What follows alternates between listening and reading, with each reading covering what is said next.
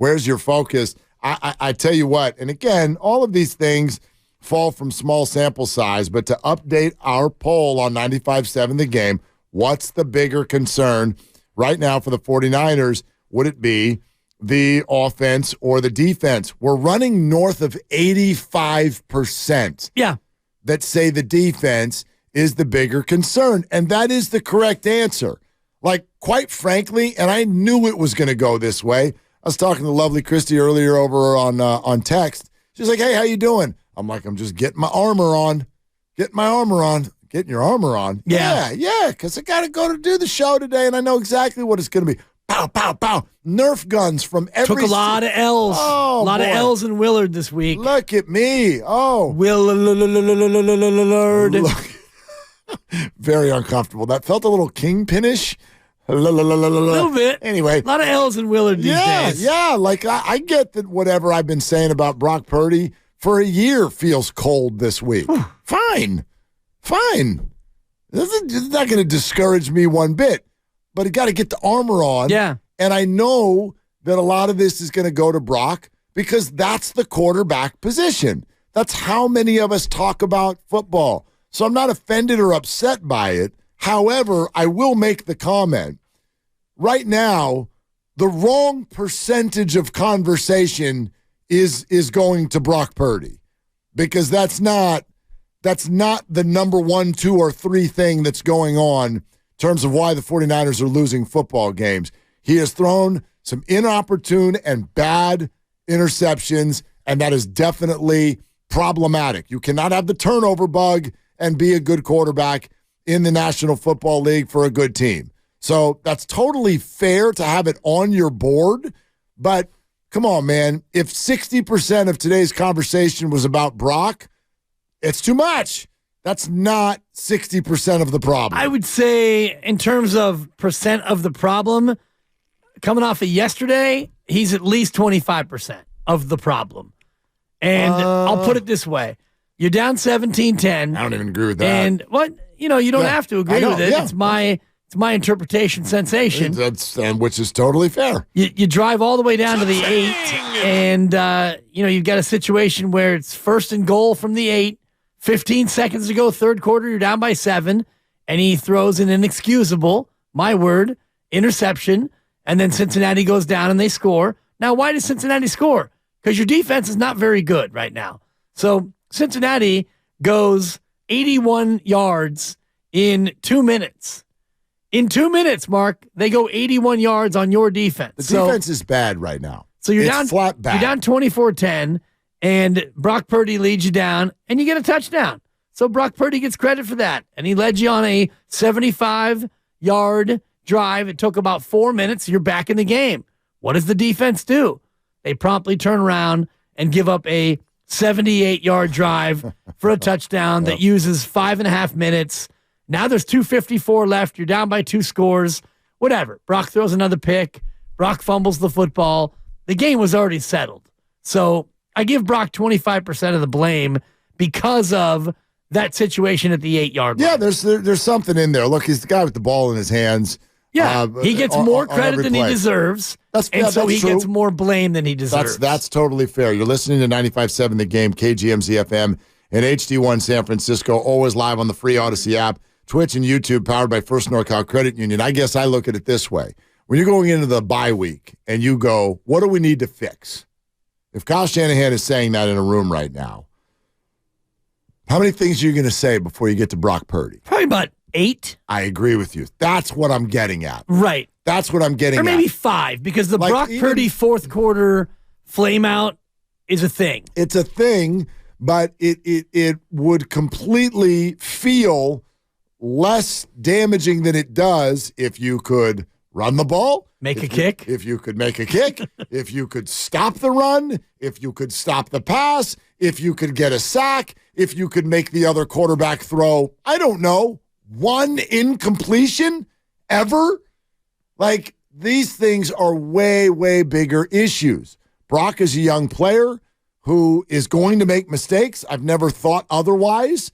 And he's had a couple at really bad times in the last couple of weeks. And it has helped cost them football games. But it's not their biggest problem right now. Their biggest problem to me is most clearly on the defensive side of the football. I'd also love to explore this with you a little bit because I don't disagree with you, but I'd love to ask you some more questions about it. Quote unquote, an inexcusable pick. Like the art of the interception. I know what everyone's response will be if I came out today and I went, well, Mahomes had 2 picks and his team scored 9. And someone will rightfully go, yeah, but that's Mahomes. We don't need to have that conversation about Mahomes. He's won 2 Super Bowls. Okay. Trevor Lawrence threw a ridiculous interception. Ridiculous. In the end zone in Pittsburgh yesterday. In a win. His team won. Yeah. Exactly. So that stuff goes away when you win. In other words, if Jake Moody's kick goes in Cleveland, then that one all gets forgiven. So the art of the, quote, inexcusable pick. What's an excusable pick versus an inexcusable pick? Well, an excusable pick is when you throw a ball and your own offensive player has it bounce off their chest and the other team gets it. Okay. That's a pick that you can excuse. Well, it's like not even your fault. Exactly. Okay. So the quarterback throws a pick because the wide receiver can't catch and the ball careens off his chest into the waiting arms of a defensive player. Excusable. The desperation throw at the end of a half or the end of a game, that gets picked off. I would argue, excusable. How about the second one in Minnesota, where if there's 25 seconds on the clock, it's desperation sensation. It's a one-score game, though. Yeah, but you're already... He had somebody open. To me, that's not inexcusable, but it's one that you would like to have back. Sure. Well, I think they'd like to have all their picks back. Of course. Well, the one last year down the sideline, I'm trying to remember, was it Ayuk or... it was against Kansas City. Right. I think when he came in just chuck it. Yeah. That was a chuck it up. Or if you're at the end of the half... Like a Hail Mary. Yeah, exactly. Yeah. That's an excusable pick. So those sorts of picks, not every interception's created equally. When you're at the 8-yard line in a 7-point game in the closing gasps of the third quarter where you need a touchdown, a field goal, you'd take a field goal. You wouldn't be thrilled about it. And maybe you wouldn't even kick it if it was 4th and goal from the 2 or the 3. You might go for it there and go for the tie. You need points. And a touchdown gets you in a tie game with 1 quarter left to go at home, and you throw a pass on a running play. That was bad. Inexcusable. Got it. Yeah, I can't argue that one. That to me is an inexcusable pick. Those picks where, like the second pick, it's just a bad throw. It's also inexcusable, but more understandable because that was a quarterback trying to make a play, and he just got straight up duped. I guess the thing that he got clowned. All right, he got served. He got served. I was going to that next. He got served. I guess what we're getting at here, what I'm getting at, right? Like, how many mistakes are expected when you go into a game? I do think that Brock, to a degree, is going to pay for how mistake-free he played for so long. So that now... It's jarring, yeah. It's right. We're like 2 picks in the same game? Well, yeah, that happens a lot. Happens a lot to the best players in the game. Josh Allen had 3 against the Jets and lost. Mahomes had 2 against the defense that gave up 70 a few weeks ago. Well, I'm just looking at the game log, and the second of Mahomes' pick, it was 5 minutes to go. You're down 21-9. 4th and 27 at your own 14. Fair. I mean, that to me it's different. It's permissible in that, you're not going to punt. And we saw one from Zach Wilson yesterday where Zach just took a sack. It's like, dude, it's 4th down. Throw the football somewhere. Well, and you can't comp it because Pat is Pat. Like there's no comparing Pat. And I watched that game. And by the way, Patrick is starting to suffer from his lack of weapons. Like, he threw a teardrop. Lack of Taylor Swift in the crowd. Well, that too. Hurt. Did you see the one to Sky Moore in the end zone? Yes. Oh, my gosh. What a beautiful throw. And it bounced off of his forearms. Yep. It's like, good Lord, dude. So we have these conversations. It's not to put Brock in the same vein as a Mahomes or a Montana. Like, these words come up because people will call in and say this, that, or the other. I've compared Montana and Purdy in terms of like the way they look in a uniform, their size, the way they move around the field. It's ridiculous. No one's talking about Brock. Who said that? This guy's Joe Montana. Like, I love that people run around with, oh, everyone's saying that. No one's saying that. Who said that? No one thinks that.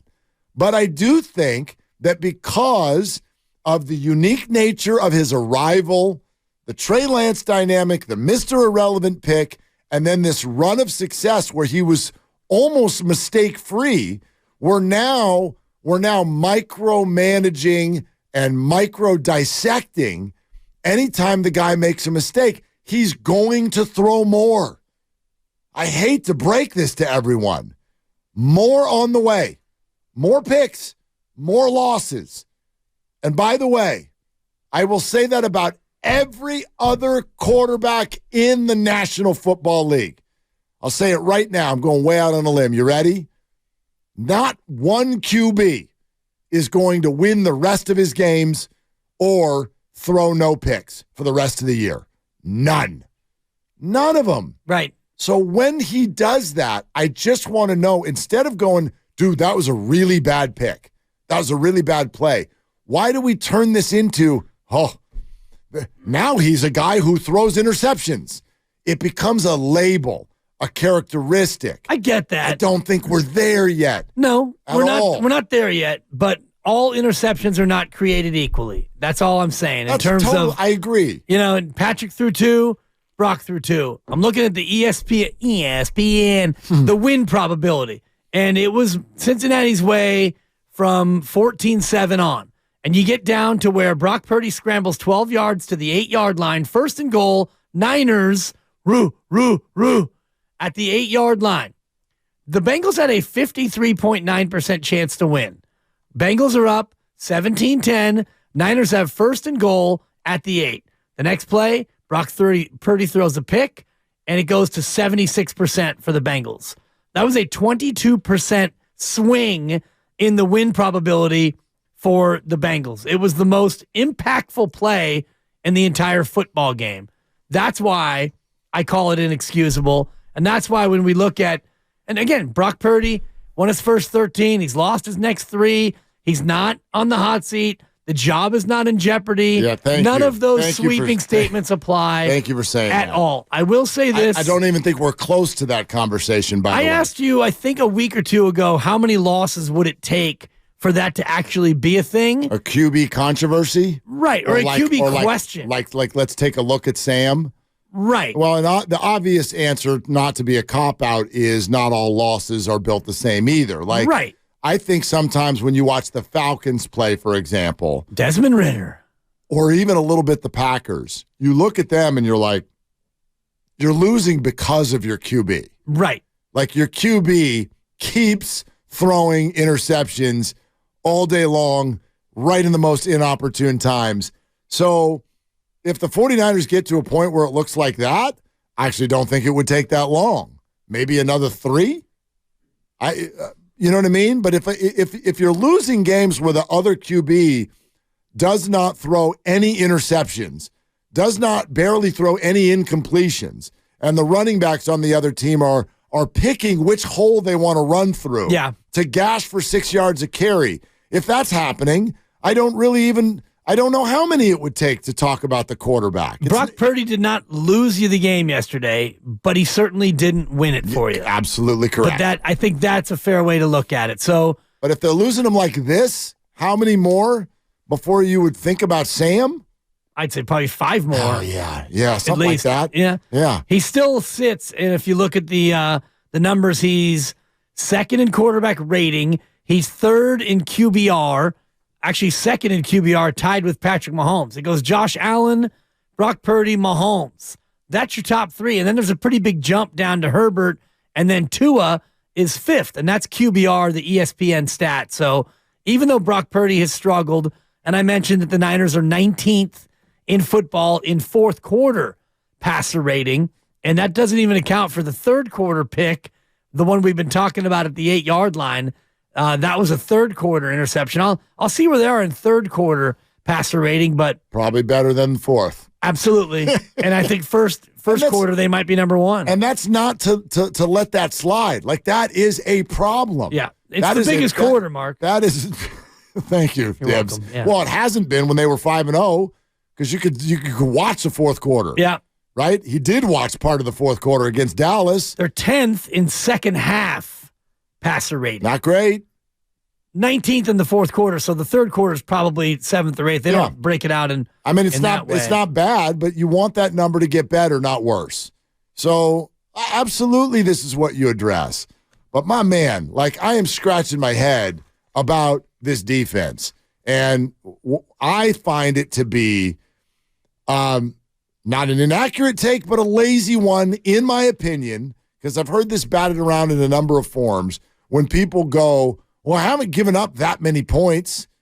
Like, sure, 31 yesterday, but outside of that, you only gave up 22 to Minnesota. You only gave up 19 to Cleveland. Look, you watched the game. I watched the game. We all watched the game. And if we want to talk about the flow of the ball and the yards per carry and the completion percentage of the opposing quarterback, or even for the fact that P.J. Walker was one of the opposing quarterbacks, you can see all of this with your own eyes. Don't grab some number. This is like what Kurt Warner said. Stop with the stats. Don't make them build your narrative. Allow stats to back the narrative, not build it. Don't give me Minnesota scored 22. The defense played great. You watched the game. 452 yards of total offense. You know damn well the Niner defense got gassed that night. So it is totally disingenuous to give me Niner defense only gave up 22, they're fine. They have been torched 2 weeks in a row, zero way around it. Offense, they probably should have given up 40 yesterday. No doubt. Because the Bengals fumbled inside the 10, and they missed a field goal. This is not to say the offense has been good enough. They haven't been. But you got to go deeper than just grabbing the number of points at the end of a game and thinking it tells an entire story. The Niner defense got killed by Kirk Cousins. Right. And killed by Joe Burrow. 452 yards by Minnesota, 400 yards yesterday, and that's from a Bengal team that went up and down the field with a pretty steady amount of ease, and they could have scored 41 or more had they not coughed it up inside the 10 and missed a field goal. The defense has not shown much pushback over the last couple of weeks. I can't believe we're here. I will say that. That's another take that I don't actually agree with when people go, okay, you're still 5-3. It's not time to panic. It is a little bit of a time to panic. I don't mean that in terms of the standings. I mean that in terms of a 5-0 team we thought was the best team in football is now 5-3. What in the hell is that? What the hell is that? That's not okay. No, it's not okay. So and I'm getting 4-letter words from my my almost former realtor, the great Stephanie Taliat. 20 first downs in the first half they gave up. And that's then absurd. She proceeds to go on and say, that means we can't stop opposing offenses, Mark. She chose a different word. She didn't say it like that. Oh, opposing offenses.